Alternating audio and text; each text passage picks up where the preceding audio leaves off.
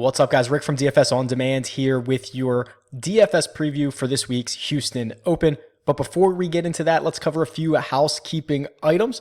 I was on site at the Shriners last week on Thursday. Really cool to go see the action in person, but also was able to meet a couple of you. I had really bad service, so I was just trying to jump in and out of DMs and see where you guys were at and meet up with you. The handful of guys that I did meet up with, really cool, nice to see you out there in the flesh. Pretty sweet. And none of you murdered me, which is always my biggest concern, so all good. Additionally, I've just pushed some new updates to the website DFS On Demand for some tools this week. So if you have not already seen it, the live leaderboard has been going through some transitions and some upgrades over the course of the past couple weeks to start this new 2019-2020 season off. The live leaderboard, it's just a much more stable tool. You're able to follow the action of strokes gained and position across the tournament. Basically in real time, it updates more often. You're able to search multiple players at once. It's just a much better tool to follow along with your lineups over the course of a tournament. Additionally, you're going to see a new cheat sheet this week where it'll include a little bit more information. So it'll have like cut made percentages, but you're also going to be able to adjust the time frames for the statistics. So you can put in any time frame that you want, or you can go with last 4 weeks, last 8 weeks, last 12 weeks, and the stats, the strokes gained statistics will update there. So just continually making improvements there as I build out my database.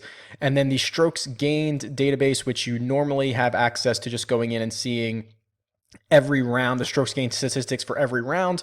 For each golfer, I've also added a page where you can combine them and search by tournament. So if you don't want to see round by round and you just want to see tournament by tournament, you're now able to do that as well. So just continually upgrading the tools as much as possible. If you'd like to try out these new tools and win a subscription, a week-long subscription to DFS On Demand, join us in the Slack channel like the winners from last week did, who were Rick Brown and Gus Golf 91. Congratulations. I'll reach out to you to get you set up on the site. There's a few ways. There's 2 ways to enter. If you're watching on YouTube, make sure you've subscribed to the channel, like this video, and leave a comment below telling me which golfer over $10,000 is going to score the most DraftKings points this week. So that is Henrik Stenson, Cameron Champ, Brian Harmon, Daniel Berger, and Russ Henley are the 5 golfers over $10,000. That's one way. Or the second way is if you're listening on the audio version of the podcast, go into the iTunes review area, leave a 5-star review, say something nice about the show, and leave me your Twitter handle. That is like 20 times more likely to win because less people do it. So it'll take you about 15 seconds to go over there and get yourself entered. And we'll do this again next week. All right, I think that is everything we need to cover. Let's get into the picks. All right, Houston Open. I've opened up here on the course key stats visual, the tool, because I think we need to talk about this course right off the bat and some of the implications that we have going on. So Golf Club of Houston, it's the tournament course down there in Humboldt, Texas. It's a par 72, 7,400 yards. This is a staple on the PGA Tour, but this is an event that did not occur last year. So it was off the schedule last year. And additionally, it used to be in front of the Masters. This used to be the prep for Augusta. Everyone would go and they'd play the Houston Open because, the golf club at Houston tried to mimic the conditions at Augusta, which I think was a little bit overblown. There were some parts of the course that they tried to mimic, the runoffs around the green, things like that. But, obviously not identical to Augusta in any way. Augusta's got such unique greens, Golf Club of Houston could never replicate that. But this is the first time it's been played since 2018 when Ian Poulter was your defending champion. He is not defending this year. What we know about this course is there's trouble lurking. 50 or 60 bunkers out there. There's like 8 water hazards that are going to come into play here. We have heard a lot of the players in the field kind of say you have to take a little bit of a defensive approach off the tee. And what I'm showing you right now on the key stats tool is something that really jumps out to kind of solidify that thought process, is that strokes gained off the tee ranks number 3 out of 50 of all the courses on the PGA Tour. So that means there are only 2 other courses on the PGA Tour where strokes gained off the tee is more important than here at the Golf Club of Houston. So that to me says, wow, okay, off the tee very clearly is going to be an important stat for this week. Approach is 14th out of 50, and then you actually get a lot of the other stats like putting is 48th, around the green is 49th, even tee to green and strokes gained total actually ranked dead last here. It's actually kind of a little bit of an anomaly. Some courses have to be ranked last.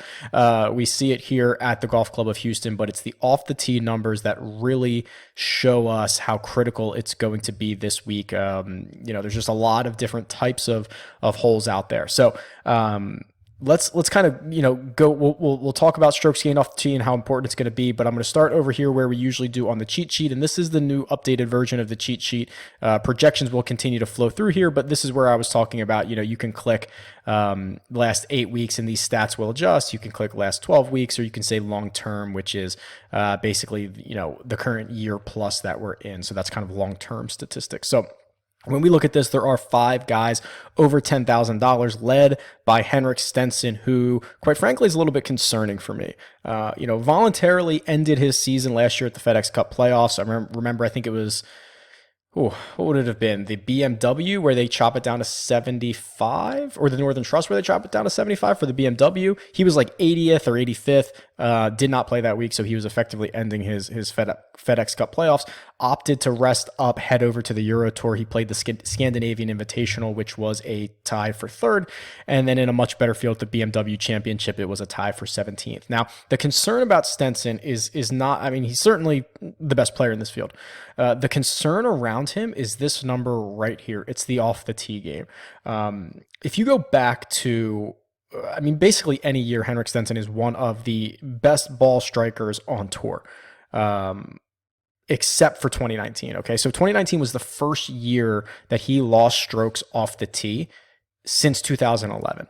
So he lost that aspect of his game last year. He still continues to be the most elite approach player in the field or on tour when he has enough rounds to qualify. But if strokes gained off the tee is going to be as important as we think it is going to be this week, it's going to be tough to back a guy who is not that guy anymore, and you're paying $11,400 for him. Now, if you're looking for that elite guy off the tee, here's Cam Champ at $10,800, which, don't get me wrong, I really don't love the idea of spending $10,800 for Cam Champ, but quite frankly, I don't love the idea of paying $10,600 for Brian Harman, $10,400 for Daniel Berger, $10,100 for Russ Henley. Like, I'm not that interested in any of it, but I think there's a case to be made for Cam Champ as I jump over to his player profile here on the site. And, towards the end of last year, that 21st at the Northern Trust, he makes the cut, or I guess the BMW Championship doesn't have a cut, but 65th there, which is towards the bottom of the pack. Then he starts out this year 28th. He wins at Safeway, and he misses the cut last week, which you can give the guy a pass, right? It's his first win in a year. It's only his second win. He has that little hangover. It's very easy to miss the cut the next time you tee it up. He is the just absolute elite stud off the tee. Look at these numbers. Outside of last week at the Shriner, she still gained, almost 2 strokes. Gained 6.7 at the Safeway, 7.9 at Sanderson Farms, 5.4 at the BMW. Like, the guy just absolutely is dominant off the tee, which we know is going to be a critical aspect of what we would expect to be the results for this week. Now, his approach game, this is where he's kind of all over the place, right? He can gain 5, he can lose 6, he can gain 3. He's just absolutely all over the place. His putter's all over the place. He's going to be a little bit more volatile, but I think that you're going to get him at a pretty good ownership number because of that missed cut last week. He's now going to be 2 weeks removed from being a PGA Tour winner. He's $10,800. Not a lot of guys are going to want to pay that. I think he's interesting. Okay, so if we sort this by last. Let's sort this by last 4 weeks here. You can see Cam Champ improve the putting, improve the tee to green game. Now only just losing. He's basically even on approaches and around the green. If you look longer term, he's much, much worse than that. But if you try to go with a small sample size, this is just his last 3 starts. One, obviously a win, but he also has a missed cut in there and a 28th. You can see where he starts to stack up a little bit. Back to long term. Brian Harman, to me, I know he's got 3 straight top 20s coming in. I just, I don't know, 10,600. I don't think I want to play him. So there is Russ Henley here at 10,100, which is someone that you're really only paying this price for him because of the tournament history, which I absolutely hate to do. We avoided doing it on Ryan Moore.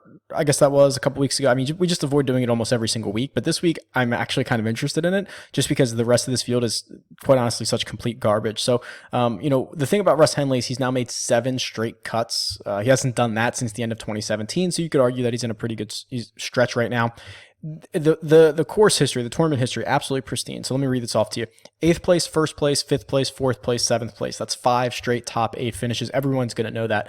What I like about him outside of just that is he doesn't always need lead-in form when it gets to when he gets to Houston, right? So he's kind of had all of that success with a bunch of different lead-in forms. So last year before the T8, he was 15, 24, 58, 36, which is just kind of like the type of results he's putting up right now. Similar the year before in 2017, before he won it, it was 16th, 43rd, 9th, 45th. Here's the really interesting one. 2016, when he tied for 5th here, he came in missing 5 straight cuts, then just found his form here in Houston. Kind of similar in 2015, where he just, four finishes outside the top 45, and then he comes here and finishes 4th. And then 2014, he kind of went back and forth. It was miscut, win, 47th, miscut, T7th here. So, I mean, it's just like really weird that he has had to have 0 lead-in form when he gets to Houston. But if you look at last week at the Shriners, he gained 7.1 strokes on approach, which was 3rd last week. So you could argue he's playing well and he has this elite, tournament history. I don't love the 10,100 and probably the price or the ownership tag that's going to come with it, but I do think he's interesting because he's not like some of these other guys that might need lead-in form to get there. All right, moving down the list, Denny McCarthy, who I liked last week, gained like 9 strokes putting to get to the top 10 at the Shriners last week. He's probably not someone that I would back to try to get that again. Matt Jones played well last week, 29th at the Shriners. His stats were pretty good. He's won this event in the past. He won it 5 years ago. He won it in 2014. He hasn't been really a DFS darling because he had that back injury where he withdrew, and then he comes out and finishes 29th at the Shriners. So at least looks like he's playing better. Finished all 4 rounds. But the one guy here, Cam Tringale, let me see if I can pull this up for you really quickly. So here's the course key stats. And we know, if I sort by strokes gained off the tee, we know how important this is going to be this week based on the model. And Tringale doesn't really show up anywhere here because these are longer term stats. So let me, he's right here. He loses, based on this stat model, which is long term, he loses about 0.1 stroke per round off the tee. However, you have to dig a little bit deeper than that because if you go to the strokes gained database and you actually look at this broken down by rounds, Tringale, something happened. He figured out how to hit the driver. So if you look at this long term again, I actually have him. This is even more long term than the cheat sheet or the key stats would have him. So going back to 2016, Cam Tringale basically loses 0.65 strokes per round off the tee. It's absolutely brutal. It's one of the worst numbers. But then you start changing the time frames of this, and you punch in, January 1st of this year or of 2019 to current. It gets a little bit better. He's now actually gaining strokes, so he gains 0.16. And then you kind of change it and you say, okay, well, what is he from March on? Well, he's getting better. Now he's 0.19. That's actually what he's gaining.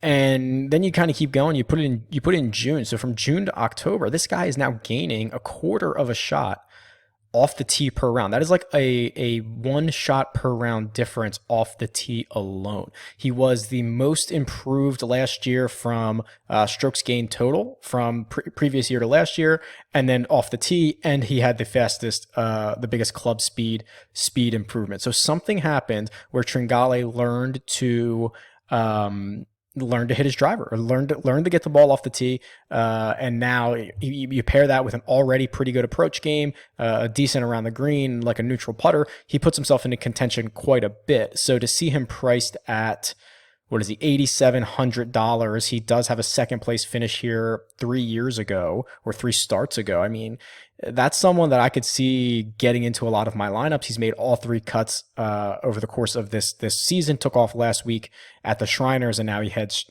straight to Houston. So that's someone that really perks me up, where if you dig a little bit deeper into the numbers, you're going to find something than just seeing what's on the surface here. Scrolling down a little bit further, Robbie Shelton, 7,900, also a guy that pops off for me. So he has played a lot already this year. He's played all 4 tournaments, hasn't missed a cut. He had a 7th at the Greenbrier. We don't have any history on him at the Houston Open. But what was interesting about him was, let me see if I can do this. If I go to tournaments and I sort by Robbie Shelton, and let's look at this. Yeah, okay. This is so strange. I tweeted this out. This is so wacky. So Robbie Shelton, I have 15 measured tournaments on him, dating back to June of 2016. So, he's a young guy. He played a lot on the web.com. We don't have a lot of information on him, but we have 15 measured tournaments. The first 8 of those tournaments, every single one, he lost strokes off the tee. And then the last 7, every single one, he's gained strokes off the tee. So I don't know if like a flip switched for him. It's actually pretty hilarious that he's been able to do this. But the last 7 starts for him, he's gained strokes off the tee. He's pretty good with his approaches, a little bit more volatile around the greens and putting. But all in all, he's been pretty decent. I think for $7,900, a guy who is 4 for 4 on cuts made already this season, I think you could do a lot worse than Shelton. While we're here, someone asked me about Scotty Scheffler. I wanted to pull him up, where he's kind of just fallen apart on the weekends. Let me see if that's actually true. So here's this season, Military Tribute. First 2 rounds, he gains, nearly 10 strokes or a little bit more, loses on Saturday, basically neutral on Sunday. So that's pretty bad. Same thing here at the Sanderson Farms. Goes out, puts himself in contention in the first 2 rounds, loses on Saturday, plays neutral on Sunday. And exactly the same thing, or actually way worse here at the Shriners. Gains 2.2 in round 1, 1.8 in round 2, and then loses 12 strokes over the course of the weekend. I do not know if that is, obviously I can't get into the mental side of these guys, but we've seen him win before. He's won golf tournaments before. He hasn't done it on the PGA Tour, but maybe he is having trouble on the weekend. Maybe the pressure ratchets it up for him, or maybe it's just, a coincidence that the course gets a little bit harder and he's struggling to compete. So I think he's going to figure it out. Kid's a stud. Followed him around for a little bit at the Shriners on Thursday. Saw him miss like a 2-footer for birdie that kind of killed me. But other than that, he looks pretty well, because I saw him on Thursday. I didn't see him on Saturday or Sunday, but I thought that was worth pointing out. If you're buying into this for kind of showdown situations or weekend slates or anything like that, Scotty Scheffler might need to figure that out moving forward. All right, back to the cheat sheet here. I do want to, I love this new, the way I've color coded these now, because it's really easy to see guys and what stats they lose from. So Scott Stallings, again, I had a lot of him last week. He kind of punted it away a little bit. Gain strokes everywhere but on the greens. I think Doc Redman, again, $7,200. He's probably going to be popular. Hasn't had a lot of great finishes this season, but he's made 3 out of 4 cuts. He plays a lot of golf. But these are the 2 stats that we're interested in, right? Strokes gained off the tee and approach. He gains combined a shot per round there. He's going to lose around the green. He's going to lose putting, but otherwise a really solid player at $7,200. Let's flip over to the course key stats here. This is usually where we can find some value. So let's sort by off the tee, because that's what I think is going to be most important. You do get a pretty good value on Johnny Vegas, only $7,600. Leads the field in strokes gained off the tee. Again, these are a little bit longer term. Cam Champ follows him right up, and then it's Kevin Stadler, who I wouldn't play because he's terrible. Brendan Steele, Luke List, Sepp Straka, Daniel Berger. Those are like your first 6 or 7 guys. So there is some value there. If you want just approaches, Stenson, obviously your guy. Taylor Gooch always shows up here at 6,700. Russell Knox, 92. I'm not sure I'll get there. Okay, and Keegan, who Keegan's interesting because he's going to be one of the top betting favorites. Or I guess he's not, actually. I can pull up the odds really quick, but he's the type of guy that we would like, right? He's a great ball striker. He's great off the tee. He's great on approaches. His total drive number is always up there. But he hasn't really done anything recently. He's just kind of hovered in this like, I don't even know, like 40, 50, 60 range. Let's see if we can find him real quick. I think he's making a bunch of cuts, but he's not really doing anything, if that makes sense. So here we go. So yeah, I mean, 70th, 24th, 43rd, 64th, 61st. Like, he had a second place at the Travelers and has only cracked the top 40 once since then. That's probably not good, but this should be a course you'd think would be a pretty good setup for him. I mean, these greens aren't difficult. So if he's ever going to make putts, it's got to be here. I mean, I don't know.